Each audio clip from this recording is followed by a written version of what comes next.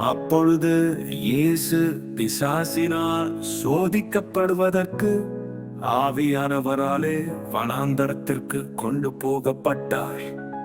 அவர் இரவும் பகலும் 40 நாள் உபவாசமாயிருந்த பின்பு அவருக்கு பசியுண்டாயிற்று.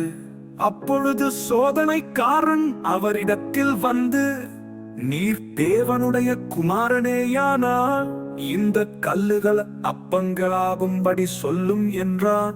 அவர் பிரதியுத்தரமாக, மனுஷன் அப்பத்தினாலே மாத்திரமல்ல, தேவனுடைய வாயிலிருந்து புறப்படுகிற ஒவ்வொரு வார்த்தையினாலும் பிழைப்பான் என்று எழுதியிருக்கிறதே என்றார்.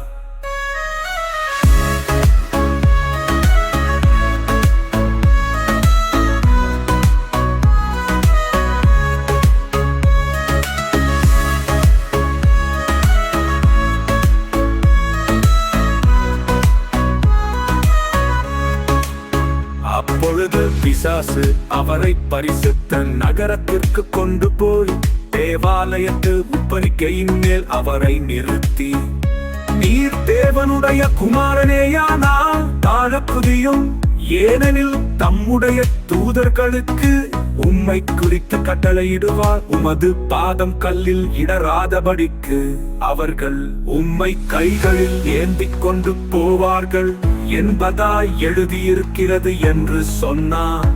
அதற்கு இயேசு, உன் தேவனாகிய கர்த்தரை பரீட்சை பாராதிருப்பாயாக என்றும் எழுதியிருக்கிறது என்றார்.